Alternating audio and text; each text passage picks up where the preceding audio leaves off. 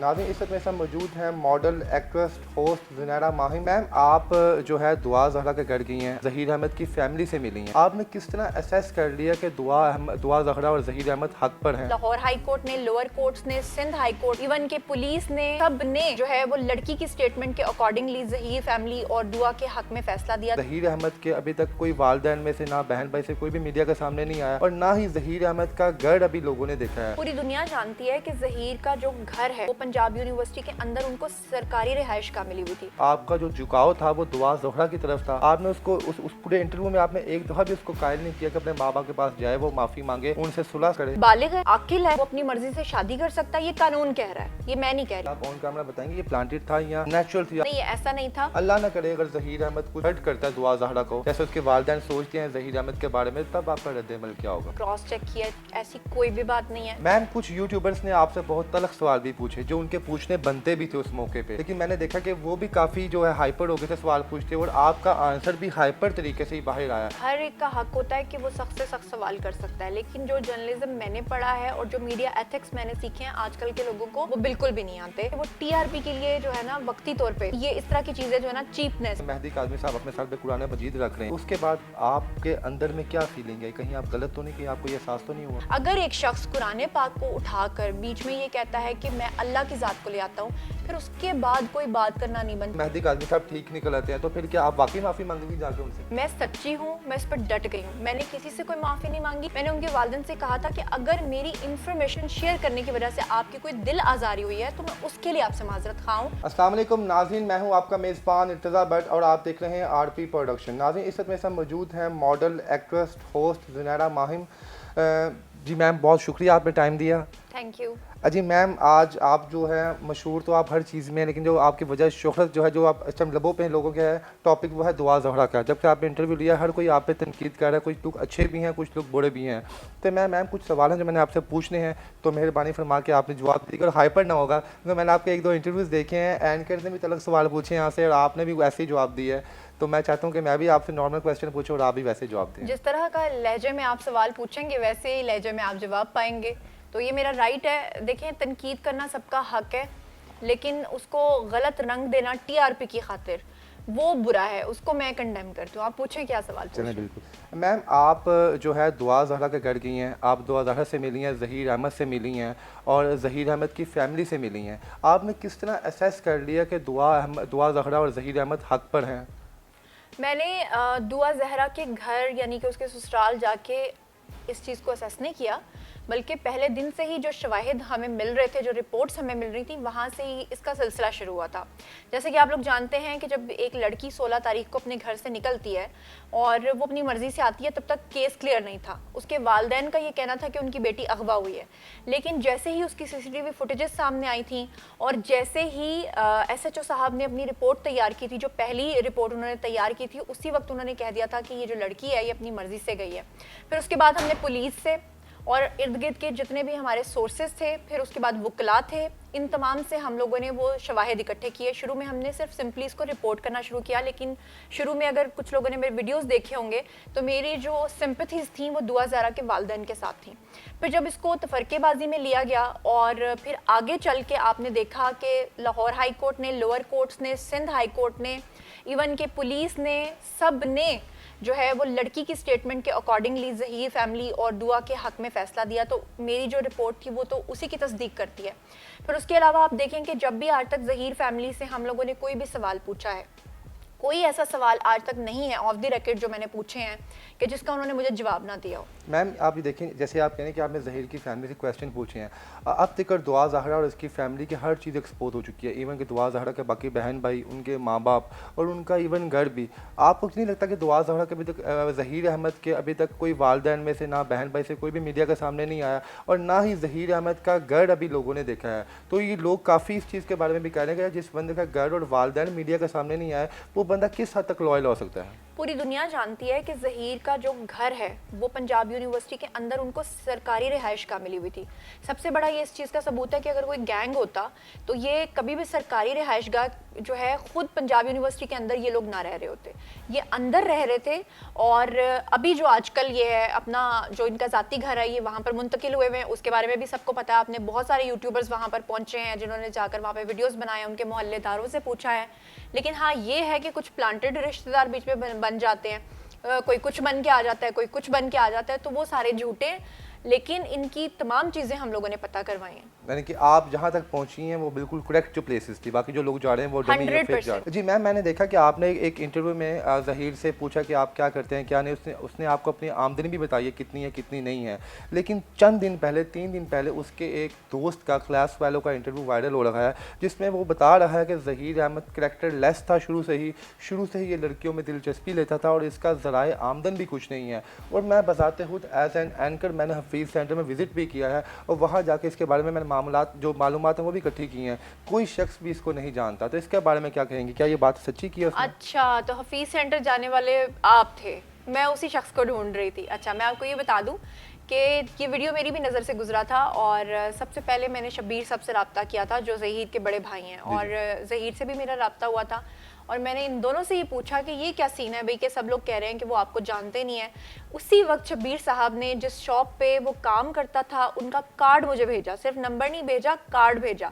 वो दुकानदार से भी मेरी बात हुई, उन्होंने कहा कि हमारे साथ काम करते थे। हत्ता कि मैंने ज़हीर को यहाँ तक कहा कि आप अपनी जो ये जिस राउंड में आप ये जो राउंड फिगर आप जो कमा रहे हो, पैसे जो कमा रहे हो, इसका क्या सबूत है, आप हमें क्या सबूत दोगे, क्योंकि सारी बातें हम लोगों ने लोगों को बताना है।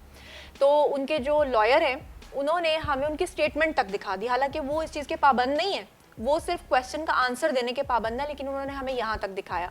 फिर वो जो दुकानदार थे उनके साथ मेरी बात हुई, उन्होंने कहा कि जी आपको जो इन्फॉर्मेशन चाहिए हम आपको देते हैं। मैंने इन्फॉर्मेशन ली, लेकिन हर एक की अपनी एक प्राइवेसी होती है। उन्होंने कहा कि सारा दिन हम मोबाइल परचेज सेल परचेज का यहाँ पर काम करते हैं, हमारे पास कस्टमर आते हैं, अगर आप पब्लिकली इसको वीडियो को लगाएंगी तो फिर बहुत सारे यूट्यूबर्स यहाँ पर आएंगे, जैसे कि हर एक की अपनी प्राइवेसी होती है। लेकिन यहाँ पे मैं एक चीज़ ऐड कर दूँ कि आपने कहा कि उसका एक क्लास फेलो सामने आया। जी। सिर्फ उसका क्लास फेलो नहीं, उसके बहुत सारे रिश्तेदार सामने आए। हमने पता करवाया, कोई उसका क्लास फेलो नहीं था। बिल्कुल उसी तरह से जैसे आप लोगों ने देखा कि थोड़े दिन पहले एक शख्स सामने आया जिसने ये क्लेम किया कि वो मेरा कैमरामैन, और उस शख्स ने जो मुबैना मेरा कैमरामैन बनकर आया था उसने ये कहा कि जनाब मैंने उसके पैसे खा चुकी हूँ, मैं उसकी पेमेंट नहीं दे रही 2-3 माह से, फिर भी वो मेरे लिए काम करता जा रहा था। उसने कहा कि करशी से मैंने 10 लाख रुपए लिए, और उसके बाद जब करशी ने और मैंने उसके खिलाफ जो है वो कानूनी कार्रवाई का फैसला किया, तो ना सिर्फ उसने अपना वो वीडियो डिलीट किया बल्कि उसने पब्लिकली आकर माफ़ी मांगी, जो इस वक्त भी मेरी कम्युनिटी में पड़ा हुआ। तो मतलब यह है कि जो लोग आकर क्लेम कर रहे हैं ना कि हम इसका रिश्तेदार हैं, हम इसके ये लगते हैं, हम इसके वो लगते हैं, वो सब प्लांटेड लोग हैं। तमाम प्लांटेड और फेक स्टोरीज हैं। Fake story. मैम सबसे बड़ी बात, एक 22 करोड़ लोग इस वक्त पाकिस्तान की आबादी है, 22 से मेरे हिसाब से 25 करोड़ होगी, उन सब की नज़रों में दुआ ज़हरा का केस गुजरा है और ये एक जो है हाईलाइटेड केस है, और उन सब की अप्रोच नहीं थी दुआ ज़हरा तक पहुँचने की। आप वहाँ पहुँची, आप खुश नसीबों में शामिल थे कि आपको इंटरव्यू किया अपनी अप्रोच से। तो मुझे नहीं लगा कि आपने पूरे इंटरव्यू में जो आपका जो झुकाव था वो दुआ ज़हरा की तरफ था। आपने उसको उस पूरे इंटरव्यू में आपने एक दफ़ा भी उसको कायल नहीं किया कि अपने माँ बाप के पास जाए, वो माफ़ी मांगे, उनसे सुलह करे। देखिए, हमारी शरीयत और हमारा कानून इस बात की इजाज़त देता है कि अगर कोई इंसान, अगर कोई भी इंसान बालिग है, आकिल है, वो अपनी मर्ज़ी से शादी कर सकता है। ये कानून कह रहा है, ये मैं नहीं कह रही। तमाम इदारों ने अपनी इंटेरोगेशन की, तमाम इदारों ने अपनी जो फाइंडिंग्स थी उसके बाद उनको क्लियर चिट दी। आपने देखा कि सिंध पुलिस ने अपना चालान जमा करवाया जिसमें उन्होंने कहा कि एक बोगस मुकदमा, ये सिर्फ 2 घरों का झगड़ा था जिसको गैंग में घसीटा गया। जब इदारों ने उनको क्लीन चिट दी उसके बाद वो अपने घर आ गए हैं। तमाम इदारों ने उनको एक साथ रहने की इजाज़त दी। लड़की ने हर जगह पर स्टेटमेंट दी कि मैं अपने शौहर के साथ रहना चाहती हूँ। उसके बाद मैं एक जर्नलिस्ट होने के नाते उनके घर पे गई थी। मेरा काम था सवाल करना, बिल्कुल उस तरह से जैसे अभी मैं आपकी मेहमान हूँ, आप मुझसे सवाल कर रहे हैं। आपका कोई हक नहीं बनता कि आप मेरी पर्सनल कुछ ऐसी बातें करें जो जिनका मैं आंसर नहीं देना चाहती। फॉर एग्जांपल, अभी आप मुझसे कोई सवाल कर देते हैं और मैं कहती हूँ कि ठीक है जी इसको पास करें, मैं नहीं जवाब देना चाहती, तो क्या आप ज़बरदस्ती मेरे गले पे जो है ना बंदूक रख के मुझसे जवाब लेंगे? तो कहने का मकसद है कि हम लोगों ने, मैंने 29 मिनट का इंटरव्यू किया, 29 मिनट में मैं उससे सवाल ही पूछती रही। लेकिन यहाँ मैं कहना चाहती हूँ उन लोगों को जो ये कह रहे हैं कि आपने सख्त तरीन सवाल क्यों नहीं किए। मैं वहाँ इंटेरोगेशन करने नहीं गई थी, मेरा सिर्फ एक मकसद था कि वो लोग दुआ ज़हरा के वालिदैन और वो झूठे यूट्यूबर्स जो पहले दिन से ये एजेंडा लेकर चल रहे थे कि लड़की अगवा हुई है, लड़की को इंजेक्शंस लगाए जा रहे हैं, लड़की को हफ्से बेजा में रख कर इस तरह की स्टेटमेंट्स दिलाई जा रही हैं। मैंने लड़की को सामने लाकर बिठा दिया बिल्कुल उस तरह से जैसे अभी आप मेरे पास तशरीफ लाए हैं। अगर आपसे कल को कोई जाकर पूछे कि जी जुनैरा ने आपको जो है ना ये फीड किया होगा, जुनैरा ने आपको सिखाया होगा, क्या आप मान जाएंगे? क्योंकि आपका मेरे साथ यहाँ पर एक लाइव एक्सपीरियंस हो रहा है। इसी तरह से हम लोग गए, हमने उसका इंटरव्यू किया, सारी बातें ऑन रिकॉर्ड तो सिर्फ 29 मिनट की हैं, 3 घंटे में उसके साथ बैठी रही, मैंने उससे बहुत सारे सवालात किए। अच्छा जी, बहुत से लोग आपके बारे में ये भी कह रहे हैं कि ये तमाम चीज़ें प्लांटेड थी, इवन कि आपने आंसर्स तक उनको बताया हुआ था कि आप ऑन कैमरा बताएंगे ये प्लांटेड था या नेचुरल थी? आप क्वेश्चन पूछ रही थी और उसके मुंह से जो जवाब निकल रहे थे वो नेचुरली निकल रहे थे। मेरा ख्याल है कि जिन लोगों के साथ आप काम करते हैं वो लोग भी हमारे साथ थे, जैसे कि आपने देखा कि और भी 2-3 चैनल्स ने जो है वो इंटरव्यूज़ किए थे, तो सब लोग वहाँ पे मौजूद थे। आप मुझे बताइए कि उन्होंने आपको क्या बताया, कि क्या हमने कोई चीज़ उसको फीड की या हमने उसको कुछ बताया? बताइए। ऐसे तो उन्होंने ये कहा कि लॉयल्टी से, लेकिन मैं आपसे पूछना चाहूँगा कि लोग आपको ज़्यादा हाईलाइट कर रहे हैं कि आपने जुनैरा ने हर वो सवाल पूछे हैं जो ऑलरेडी दुआ को पता थे, वो तैयार थी उसके लिए देने के लिए। नहीं, ये ऐसा नहीं था, ये बिल्कुल ऐसा था कि मैंने अपनी कम्युनिटी में, अपने यूट्यूब चैनल की कम्युनिटी में एक क्वेश्चन लिखा था और उस वक्त तक मुझे कंफर्म नहीं था कि दुआ ज़हरा मुझे इंटरव्यू देगी या मेरी उससे मुलाकात हो भी पाएगी कि नहीं। मैंने सिंपली एक क्वेश्चन लोगों से पूछा कि जैसे आप जानते हैं कि मेरी एक बड़ी फ़ैन फॉलोइंग है, तो मैंने उन सबको लिखा कि अगर दुआ ज़हरा का इंटरव्यू मैं करूं तो आप लोग बताइए कि मैं उससे क्या सवाल पूछूं। लोगों ने बीच में तरह तरह के सवाल पूछे, वो सवाल जो बार बार रिपीटेडली, नहीं वही आपने पूछा। हाँ, जो रिपीटेडली लोग पूछ रहे थे कि ये सवालात हैं, वो तमाम सवालात मैंने एक अपने जहन में बनाए हुए थे। मैं तो लिखा, इवन कि मेरे पास तो पेज भी नहीं था। अच्छा जी, आपने इंटरव्यू किया और लोगों ने आप पे नेगेटिव कमेंट्स भी पास किए, पॉजिटिव भी किए, आपके मुताबिक कितने % लोग जो थे पॉजिटिव थे, जो इसके हक में थे, जो आपने बात की? अभी तक मेरा वीडियो जो है वो मेरे ख्याल से 2.2 या 3 मिलियन तक लोग देख चुके हैं जब तक आप मेरा ये इंटरव्यू कर रहे हैं, यानी कि 23 लाख लोगों ने मेरा इंटरव्यू देखा। 23 लाख में जो सीरियस ऑडियंस है उन सब ने इसको सराहा। अब अगर उसमें कोई 20-25 हज़ार कमेंट्स आते हैं और उन कमेंट्स में अगर 10,000 नेगेटिव कमेंट्स आते हैं, तो इस तरह के लोग जो होते हैं ना इमोशनल फूल, जो बात को, हकीकत को मानने को तैयार नहीं होते, जो अब भी ये कह रहे हैं कि दुआ ज़हरा हब्से बेजा में है और वो बच के जल्दी जल्दी अपने वालिदैन के पास चली जाएगी, जो अब भी कह रहे हैं कि सुप्रीम कोर्ट उसके हक में फ़ैसला देगी, ऐसे इमोशनल फूल्स को थोड़ा वक्त देना चाहिए। वक्त इसलिए देना चाहिए कि अगर उन्हें अभी यकीन नहीं भी आ रहा तो जब फैसला आ जाएगा तो फिर उनका जो मेरा एक बॉन्ड बनेगा वो और ज़्यादा स्ट्रॉन्ग। मैम एक क्वेश्चन है कि आपको नहीं लगता कि जो दुआ ज़हरा के जो वालिदैन थे वो इससे अच्छा लड़का अपनी बेटी के लिए मुंतखब कर सकते थे? हर माँ बाप जो हैं, इसका जवाब में वैसे एक अज़राह तफन्नुन, फिर इसको मजाक में ना ले लीजिएगा, आपके पास जो भी मोबाइल फ़ोन है तो 1 साल के बाद आपको लगेगा कि मैं इससे भी अच्छा फ़ोन ले सकता था, उससे भी अच्छा ले सकता था, लेकिन चीज़ों में लेटेस्ट मॉडल्स होते हैं, इंसानों में लेटेस्ट मॉडल अगर हम करने लगे तो रिश्तों की क्या अहमियत रहती है। जब माँ बाप देखें हमेशा अपने बच्चों का अच्छा सोचते हैं। मैं कभी ये नहीं कहती कि दुआ ज़हरा के वालिदैन उसके लिए अच्छा लड़का नहीं तलाश कर सकते थे या कर रहे होंगे, वो कई गुना ज़्यादा अच्छा लड़का उसके लिए ढूंढ सकते थे, लेकिन बात वो है कि जब उनकी अपनी लड़की ने, अपनी बेटी ने स्टेटमेंट दिया कि उसने अपनी मर्जी से जाके शादी की है, तो हम ज़बरदस्ती तो किसी को कुछ नहीं कह सकते, हम तो सवाल कर सकते हैं। बिल्कुल ऐसी है। मैम मान लेते हैं दुआ ज़हरा ठीक थी, ज़हीर अहमद ठीक थे, आप ठीक थी, बाकी तमाम एंकर्स वहाँ पे ठीक थे, लेकिन आपको ये नहीं लगता कि आने वाले वक्त में आपके जो ये इंटरव्यूज़ हैं जिसकी वजह से उनको इतनी पब्लिसिटी मिल रही है, दुआ ज़हरा को, ज़हीर अहमद को, मुआशरे के लिए नासूर ना बन जाए? कोई लड़की भी उठे घर से निकले और कहीं शादी कर ले, उसे पता हो मेरे पीछे जुनैरा है जो मेरा केस लड़ लेगी। असल डर ही यही है लोगों को, और इसी वजह से लोग जो हैं वो हकीकत को तस्लीम करने से गुरेज़ा हैं। दरअसल मामला कुछ हुआ है कि देखें, आप मुझे बताइए, आप जब से पढ़ रहे हैं स्कूल में, कॉलेज में, फिर आप आगे यूनिवर्सिटी में आए होंगे, हम लोग भी पढ़ते आए हैं, कितनी बार आपने सुना होगा आपके क्लास फेलोज का अफेयर हुआ होगा, कोई भाग गया होगा, किसी ने अपनी पसंद की शादी की होगी। आप रिपोर्टिंग करते हैं, आप डेली बेसिस पे जाके कोर्ट्स में देखते हैं कितनी कोर्ट मैरिजेस हज़ारों की तादाद में रोज़ाना होती हैं। तो इस तरह की बातें करना कि खुदा न खास्ता इस तरह का निकाह नहीं हुआ या बातिल हो गया है, तो इसका मतलब है कि वो लोग जो कोर्ट मैरिजेस करके बच्चे भी पैदा कर चुके हैं, उस पर तो फिर बहुत बड़ा सवालिया निशान पैदा होता है। लेकिन यहाँ पर एक और भी बात मैं करना चाहूँगी। देखिए, मेहदी काज़मी साहब को चाहिए था कि वो दोनों फैमिलीज़ के दरमियान सेटलमेंट करते, आपस में सुलह, क्योंकि आखिर में जाके आप मुझसे अभी लिखवा लीजिए, इन्होंने फिर सुलह ही करनी है, इन्होंने मानना ही है। निम्रा काज़मी का केस आपके सामने है, उनकी वालदा भी मानने को तैयार नहीं थी, आज वो कह रही हैं कि शाहरुख जो है वो मेरा दामाद है और वो उसको कबूल कर चुकी हैं। अब होगा क्या कि सुलह तो इन्होंने करनी है, लेकिन जो पूरे जहान का गंद और जो सारे जहान की छींटें हैं वो उड़ा के जो इस चीज़ को मानना है, उससे बेहतर नहीं कि वो सुलह कर लें। देखिए, जितनी भी लड़कियां थी ना जिनके बाअसर बाप थे, जिनको लगता था कि अगर हम घर से कहीं चले भी गए, हमने कोई ऐसा कदम उठा लिया तो हमारे वालिदैन जो है ना बड़े बाअसर हैं, वो हमें वापस ला कर रहेंगे। मेहदी काज़मी साहब ने इसको सोशल मीडिया पर उछाल करना उनके लिए एक ऐसा एग्जाम्पल बना दिया है कि सब लड़कियां अब ये देखेंगी कि अच्छा, अगर एक बाप सोशल मीडिया का भी सहारा ले चुका है, यूट्यूबर्स का भी सहारा ले चुका है, उसके बावजूद वो अपनी बेटी को वापस नहीं ले पाया अनटिल के सुलह की जाए, तो वो समझ जाएंगी कि हाँ, हम ये काम करेंगे। यानी कि आपका मतलब है कि आने वाले वक्त में अगर खुदा ना ख्वास्ता 30 से 40% लड़कियां घर से भागती हैं, शादी करती हैं, उनके पीछे ये जो है मेहदी काज़मी साहब का रद्द-ए-अमल होगा कि वो देखेंगे इनको? रद्द-ए-अमल नहीं, उनके लिए एग्जाम्पल सेट होगी, एग्जाम्पल्स होगी, एग्जाम्पल सेट होगी। लेकिन मैं इस चीज़ को सख्ती से कहूँगी कि लड़कियों को घर से भागना नहीं चाहिए।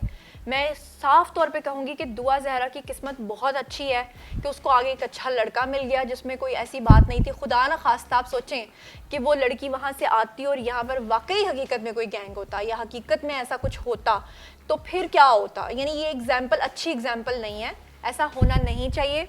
लड़कियों को भाग के शादी नहीं करनी चाहिए। लेकिन ये कहना कि क्योंकि उनकी बेटी ने फरार होके अपनी मर्जी से शादी की है तो खुदा ना खास्ता सामने वाली जो पार्टी है यानी लड़के वाले इतने वेल ऑफ नहीं है, तो इसका मतलब है कि उन बेचारों को गैंग बना देना या उनके ऊपर इल्जामात आयद करना ये भी सरासर। अच्छा मैम, जिस तरह आपने दुआ ज़हरा का इंटरव्यू किया, आप शुरू से लेकर एंड तक दुआ ज़हरा और ज़हीर अहमद को सपोर्ट करती आ रही हैं।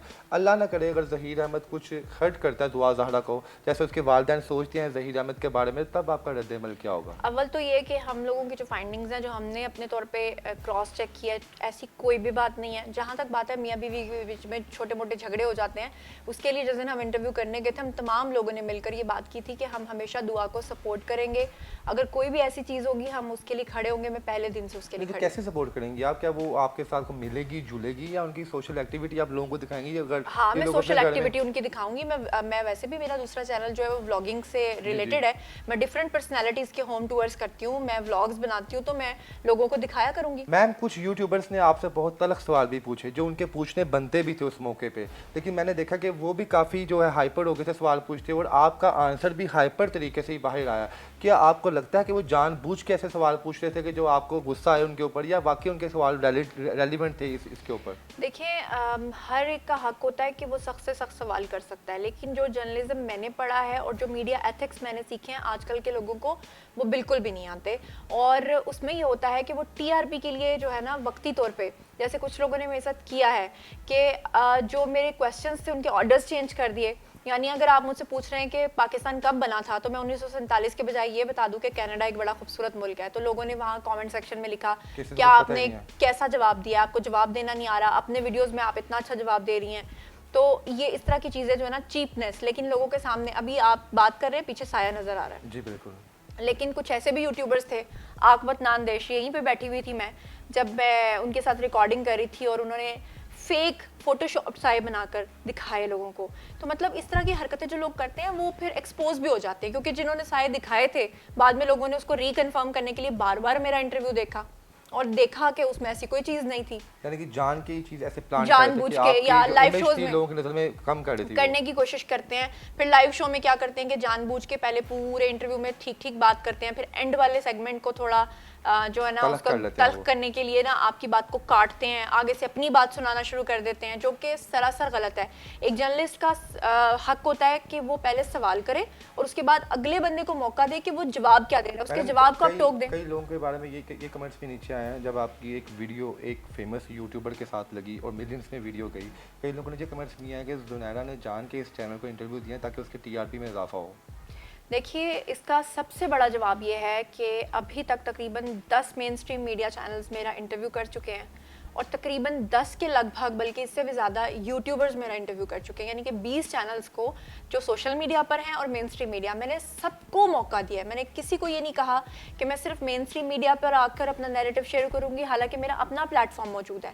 मैं चाहती तो मैं सबको ये भी कह सकती थी, लेकिन मैंने सबको अपना नैरेटिव दिया। चलिए, शुरू से लेकर अंत तक आपकी सारी बात सुनी, आप अभी भी दुआ ज़हरा के साथ हैं, ज़हीर अहमद के साथ है, लेकिन कल एक वीडियो वायरल हुई है उनके, बल्कि निकली है बाहर, जिसमें मेहदी काज़मी साहब अपने सर पे कुरान मजीद रख रहे हैं, तो उसके बाद आपके अंदर में क्या फीलिंग है? कहीं आप गलत तो नहीं, कहीं आपको ये एहसास तो नहीं हुआ? उसके जवाब में मैंने वीडियो बनाया था कि आपने वो देखा? जी, लेकिन आपकी अभी इंटरनली फीलिंग क्या है? देखिए बात यह है कि जब अगर आप ये कहें कि जुनैरा आपका सोर्स और आपकी जो न्यूज़ है वो कितनी सच्ची है, तो वो 110% सच्ची है, उसमें 1% भी मैं कम करने के लिए तैयार नहीं। लेकिन अगर एक शख्स कुरान पाक को उठाकर बीच में ये कहता है कि मैं अल्लाह की ज़ात को ले आता हूँ, फिर उसके बाद कोई बात करना नहीं बनती, फिर वो अल्लाह की ज़ात फैसला करती है और मैं उस अल्लाह की ज़ात का इंतज़ार कर रही हूँ कि वो फैसला आ जाए। अच्छा, आपने एक दो वीडियो में थोड़ा माफ़ी भी मांगी है, लोगों ने ये भी आपने उस चीज़ को भी नेगेटिव लिया कि जैसे जुनैरा देखो गलत गलत चीज़ थी, जुनैरा माफ़ी मांगना शुरू कर दी है। अल्लाह ना करे मेहदी काज़मी साहब ठीक निकल आते हैं, तो फिर क्या आप वाकई माफ़ी मांगेंगी जाके उनसे? देखिए मेरे घर वालों ने मुझे एक चीज़ सिखाई है कि अगर आप गलत हो तो माफ़ी मांगने में बिल्कुल देर ना करो, लेकिन अगर आप बहुत सच्चे हो तो आप उस पर डट जाओ। मैं सच्ची हूँ, मैं उस पर डट गई हूँ, मैंने किसी से कोई माफ़ी नहीं मांगी, लेकिन मैंने उनके वालिदैन से कहा था कि अगर मेरी इन्फॉर्मेशन शेयर करने की वजह से आपकी कोई दिल आज़ारी हुई है तो मैं उसके लिए आपसे माजरत खाऊँ, लेकिन अगर आप मुझे ये चैलेंज करें कि आपकी इन्फॉर्मेशन गलत है तो वो बंदा गलत है जो ये एलिगेशन लगा रहा है कि मेरी इन्फॉर्मेशन गलत है। लेकिन वक्त साबित करेगा इंशाल्लाह ताला, आप देखेंगे, आप भी यहाँ हैं, मैं भी यहाँ हूँ, इंशाल्लाह, उस दिन आपकी मेरे पास यहाँ दोबारा आइएगा, फिर बात लाज़मी करेंगे। है। जुनैरा बहुत शुक्रिया आपका, और एंड पे आप ये बताएं इस केस को आप कैसे देख रही हैं? इसका आप फ्यूचर कैसे देख रही हैं? क्या होगा? फ्यूचर जो मुझे नज़र आता है, मेरी असेसमेंट आपकी असेसमेंट भी आपने टाइम असेसमेंट गुजारा हाँ, दोहरा जो दुआ दुआ ज़हरा जहरा का मैंने इंटरव्यू किया था उसमें मैंने उससे पहले ही, बहुत पहले ही जब इंटरव्यू किया था उस वक्त मैंने उससे ये सवाल पूछा था कि अगर सुप्रीम कोर्ट में आपके वालिद जाते हैं तो आप क्या करोगी। उसने कहा मैं वहाँ जाके भी यही स्टेटमेंट दूंगी कि मैं अपने शौहर के साथ रहना चाहती हूँ। और आपको पता है कि जब एक बालिग लड़की जो कि मेडिकल में वो साबित हो चुकी है, बेशक उसके वालिदैन नहीं मान रही या जो उसके डॉक्यूमेंट्स है उसके अकॉर्डिंगली या जो कुछ भी, वो एक अलग बहस है, तो वो उसने ये कहा था कि मैं अपने शौहर के साथ रहूंगी। और जाहिर बात है कि जब उसके हक में फैसला आएगा तो आखिर में जाकर फिर सुलह होगी, लेकिन बात फिर वही है कि इतना कीचड़ उछालने से लाख गुना बेहतर था कि पहले ही सुलह कर ली जाती। बहुत शुक्रिया नाज़रीन, ये थी हमारे साथ जुनैरा माहम, जिन्होंने बड़ी खूबसूरती से हमारे सवालों का जवाब दी जो हमने सवाल पूछे। आप कमेंट सेक्शन में लाजिम बताइएगा कि इन्होंने बिल्कुल प्रॉपरली अच्छे आंसर दिए हैं और आप इनसे मुतफिक हैं या नहीं हैं, और हमारी इस वीडियो को ज़्यादा से ज़्यादा शेयर करें और अपने इस मेज़बान इंतज़ार को इजाज़त दें। फ़ी मान।